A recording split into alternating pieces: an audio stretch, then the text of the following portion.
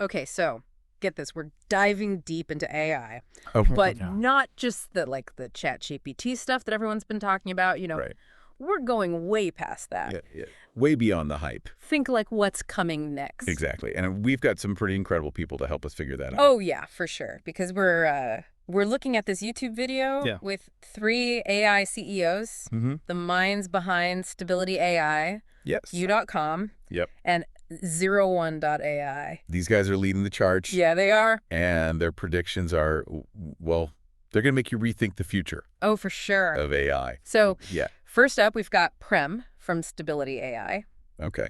And just to give you an idea of the level we're talking about here. Okay. James Cameron. No way. Yes, the James Cameron is on his board. That's pretty high-level company. Yeah. So that connection with Cameron actually goes deeper than you might think. Oh, really? How so? So Prem worked on Avatar 2. Okay. Specifically with AI. Interesting. And it was really eye-opening for Cameron. Okay. They were able to use AI to cut down the rendering time from thousands of hours per frame to minutes. Hold on. Thousands of hours down to minutes. Yes. That's insane. That's insane. I mean, just imagine what that could do for filmmakers. It's a game changer. Absolutely. Like Cameron himself is predicting that most film and TV in 5 to 10 years will be AI generated. Because of this tech. Because of this kind of tech. And it's not just about big studios either, right? Right. This has the potential to completely change the game for independent filmmakers. Anyone with a story to tell, those barriers that used to exist, the astronomical costs, suddenly become a lot less daunting. That's right. It's pretty exciting. Yeah, it is. So not only could we see more mind-blowing visuals thanks to AI, but also a surge in diverse stories being told. Absolutely. And that's really cool. Yeah, that is really cool. But hold on, because it's not just about visuals. Okay. Our next CEO, Richard from U.com, brings us into the world of NLP, natural language processing. This is where things get really interesting. Okay. NLP isn't just about understanding text anymore. Okay. Richard talks about how AI is now processing images, videos, even the structure of proteins. Wait, hold on. AI is analyzing the building blocks of life itself. Yeah, think about that for a second. That's mind-blowing. It is. So you're telling me AI can understand something as complex as a protein? It's not just understanding. Okay. We're actually designing new ones. What? Richard mentioned a case where AI created an entirely new antibacterial protein. Wow. One that's 40% different from any found in nature. It's like something straight out of science fiction. It is. So AI is going from writing scripts to potentially rewriting the code of life itself. Yeah, pretty much. This is huge. It is. But it also raises some serious questions, doesn't it? Like, where does AI's intelligence end? Yeah. Can it keep growing infinitely? That's a question a lot of people are grappling with. Yeah. Richard actually pointed out that there are different dimensions of intelligence. Okay. Some, like visual perception, we're getting pretty good at replicating with AI. Okay. Others, well, those are light years away from our current understanding. So it's not like AI is going to suddenly become this all-knowing super intelligence that eclipses humans. It's not a sudden takeover. Okay, good. Yeah. There are still areas where we have the edge. Absolutely. And even within the areas where AI excels, there are nuances that are uniquely human. Okay. Like what? Things like creativity, emotional intelligence, critical thinking. Right. Those are still very much our domain. Okay, that's a relief. But let's get practical for a second. Okay. How is all this advanced AI actually changing the way we work? Good question. Because Richard's company, U.com, is all about boosting work productivity, right? Exactly. They're developing AI agents that can essentially handle repetitive tasks. Okay. Freeing up humans to focus on more strategic, creative work. Yeah. It's almost like having a team of AI assistants working for you. That's pretty cool. And is this actually working? Well, Do people really feel like AI is making them more productive? Because I've heard both sides of the story. Yeah, I mean, it's still early days. Yeah.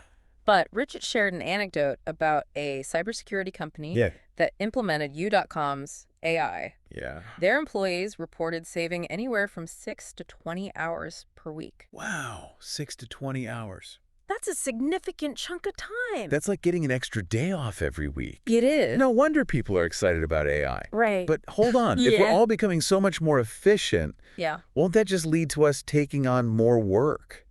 That's actually a fascinating paradox that Richard calls Jeevan's paradox. Okay. Making something more efficient often leads to us using it more, not less. So even though AI is supposed to free up our time, we might end up working just as much, if not more, because we can simply get more done. Exactly. And think about how that applies to intelligence itself.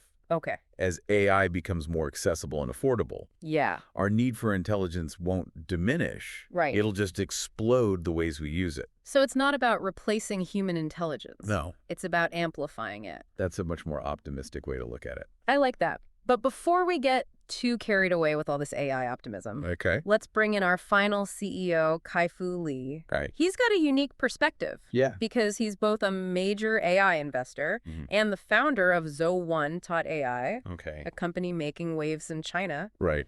He's got some interesting thoughts on the whole AI arms race we keep hearing about. Yeah, he does. Yeah. He actually pushes back on that term a bit. Oh, really? He says it's less about nations competing and more about individual companies vying for dominance. Okay, so more company versus company than like U.S. versus China? Exactly. But he does acknowledge there are distinct strengths between U.S. and Chinese AI firms. So from what I understand, the U.S. is leading the way in terms of groundbreaking innovation. Yes. While China excels at execution and engineering, taking those innovations and scaling them rapidly. Exactly. And Kai-Fu Lee is a perfect example of that. Yeah.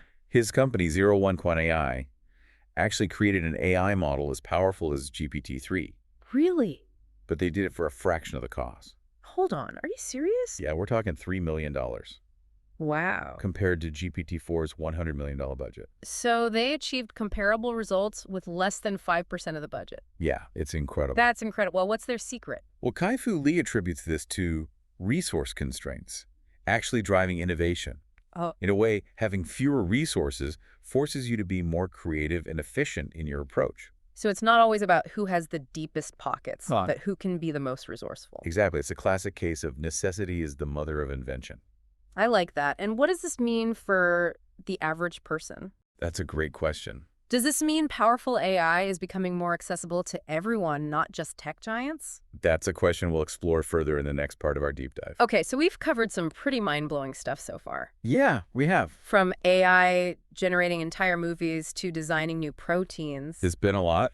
But we've also uncovered some fascinating paradoxes. Like the fact that making things more efficient doesn't necessarily mean we work less. Yeah, that's a tough one. And we've seen how resource constraints can actually drive innovation, potentially making powerful AI more accessible to everyone. Absolutely. But before we move on to part 2, I want to leave you with a question to ponder. All right. If AI can create new life forms and generate blockbuster films, what other creative frontiers could it unlock? That's a good question. Think about it. We'll be back in a moment to continue our exploration of the future of AI. Looking forward to it. Welcome back. We left off talking about how even limited resources can lead to amazing AI breakthroughs. Right. But there's this other side to this that Richard brought up. Yeah. You know, AI's limitations. Yeah, and he actually used a really interesting example, plumbing. Plumbing. Yeah, it sounds so simple, right? But it gets to the heart of where AI really struggles. Okay. There's just not enough data on plumbers doing their thing. Right. Like nobody's out there filming every leaky faucet repair. Yeah. So AI can't really learn those skills. So it's not like AI is going to replace every job under the sun. Exactly. Some things still require good old-fashioned human know-how and experience. Yeah, it highlights this important distinction between tasks that are easily digitized. Okay. You know, translate into data. And those that rely on like real world, often physical experience. Yeah. AI excels in the digital world. Right. But it's still catching up when it comes to replicating human dexterity and that kind of like knowledge you get from years on the job. Right. That's reassuring for all the plumbers out there. Right. But seriously, this whole shift toward AI-driven work, it's a big deal. And it makes me wonder what it means for the future of jobs in general. It's a question everyone's asking. Yeah. And Kai-Fu Lee, with his experience in both the U.S. and China, he brings a really valuable perspective. Okay. He's seen firsthand how AI is changing industries around the world. And remember, he talked about how Zo1.ai developed their powerful model for a fraction of the cost of their competitors? Yeah. Does that mean we're on the verge of an AI revolution that's accessible to everyone, not just huge corporations? It's definitely a possibility. Okay. Like imagine a world where any entrepreneur, any small business, any student with a good idea can access these powerful AI tools. Yeah. That could have a huge impact on everything from scientific research to artistic expression. It's almost like leveling the playing field in a way. It is. Instead of just a few companies controlling the most advanced AI. Right. It becomes a tool that anyone can use to solve problems, create new things, explore new possibilities. Exactly. It's exciting to think about. It really is. Yeah. But, of course, no conversation about AI would be complete without acknowledging the potential downsides. Of course. We hear a lot about job displacement, Yeah. About algorithms inheriting biases, even about the possibility of AI becoming a threat to humanity. Yeah. Those are serious concerns. They are. And while our CEOs didn't specifically address all of those, their insights do offer some guidance on how we might navigate these challenges responsibly. Like, for example, remember Richard's point about humans becoming managers of AI agents? Oh, yeah. It suggests that AI, at least in the near future, is going to augment our abilities, not completely replace us. So it's not this humans versus machines scenario that Hollywood loves to portray. No, not at all. It's more like a partnership. Right. Where we use AI to enhance our own capabilities. Exactly. And when it comes to, the ethical concerns, remember Kai-Fu Lee's emphasis on careful engineering and execution? Oh, right. This highlights the importance of building AI systems that are transparent, accountable, and aligned with human values. So it's not just about making AI powerful. No. It's about making it responsible. Right. We need to make sure it's used for good. Right. And that it doesn't perpetuate the biases we see in the real world. Absolutely. And let's not forget Prem's vision of AI democratizing storytelling. Yeah, that's By giving more people the power to create and share their stories, we can counter those biases and foster a more inclusive and diverse media landscape. Exactly. AI could be a powerful tool for amplifying underrepresented voices. That's a really important point. It is. It seems like navigating the AI revolution comes down to striking a balance. Yeah. We need to embrace the potential while being mindful of the risks and working to mitigate them. Couldn't have said it better myself in this conversation with these AI CEOs. Yeah. It offers a valuable roadmap for finding that balance. It's definitely given me a lot to think about, but before we wrap up part 2, let's circle back to the advice they gave to that hypothetical 20-year-old just starting their career. Oh, yeah, you're talking about the contrasting views on coding. Yeah.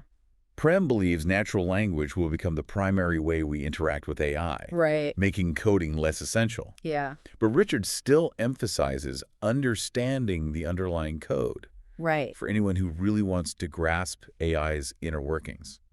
It's almost like two different paths. One that prioritizes ease of use, the other that values deeper understanding. Right. And I guess it depends on what you want to do with AI. Exactly. And ultimately, the choice is up to the individual. Yeah. But remember, Kai-Fu Lee's ultimate piece of advice transcended both of those perspectives. Left, right, follow your passion. Follow your passion. Right. Because ultimately, AI is a tool. It is. It's up to us to decide how we use it, what problems we solve with it, what stories we tell with it. That's a great point. Whether you're a coder, a filmmaker, an entrepreneur, or just someone who's curious about the future, AI is going to impact your life in some way. And understanding its capabilities, its limitations, and its potential impact is crucial for navigating this rapidly changing world.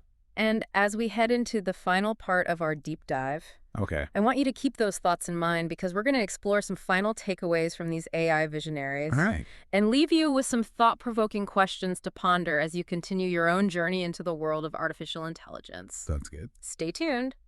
All right, so welcome back to the final part of our deep dive into the future of AI. It's been quite a journey, hasn't it? Oh, it really has. From AI-generated movies to, how AI could change the way we work. And we've heard from some seriously smart people. Oh, yeah, for sure. 3 CEOs who are right there on the front lines of AI. Yeah, but there's one more big takeaway from their conversation that I want to highlight. Oh, okay, what's that?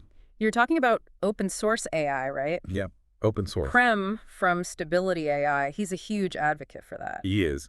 He believes that making AI more transparent and accessible will benefit everyone in the long run. And you know what? It's not just him. Oh, really? Even Kai-Fu Lee with his company 0120 AI, he embraces open sourcing to a certain extent. Okay. They believe that by sharing knowledge, encouraging collaboration, you actually end up with faster progress. Okay. And more robust AI systems. It makes sense if we want AI to be a force for good. Right. It can't be controlled by just a few companies. Exactly. We need diverse perspectives. Yeah. A global community of researchers and developers all working together. Right, to make sure AI is developed responsibly. Right, and that it benefits all of humanity. And that brings us back to that big question we started with. Okay. What does the future hold for AI? Yeah, where do we go from here? These CEOs have given us a glimpse into a world where AI is everywhere.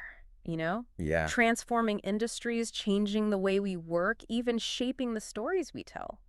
It's a pretty amazing future, but there are challenges too. Oh, for sure. We need to be mindful of the ethical implications. Work to mitigate bias and ensure that AI is developed and used in a way that aligns with, human values. And that's where you come in. Okay. The future of AI isn't predetermined. Right. It's being shaped right now by the choices we make. Yeah. The questions we ask, the actions we take. So as we wrap up this deep dive, Okay. I want to leave you with one final thought. All right. We have explored the incredible capabilities of AI, the potential benefits, the risks we need to be aware of. But ultimately, the most important question is, how will you use this knowledge? Yeah, what will you do with it? How will you contribute to shaping the future of AI in a way that benefits you, your community, and the world? Those are the questions to keep in mind. Yeah, keep those questions in mind as you continue your own exploration of this fascinating and rapidly evolving field. Well said. I think that's a great place to leave it. Thanks for joining us on this deep dive into the future of AI. It's been a pleasure.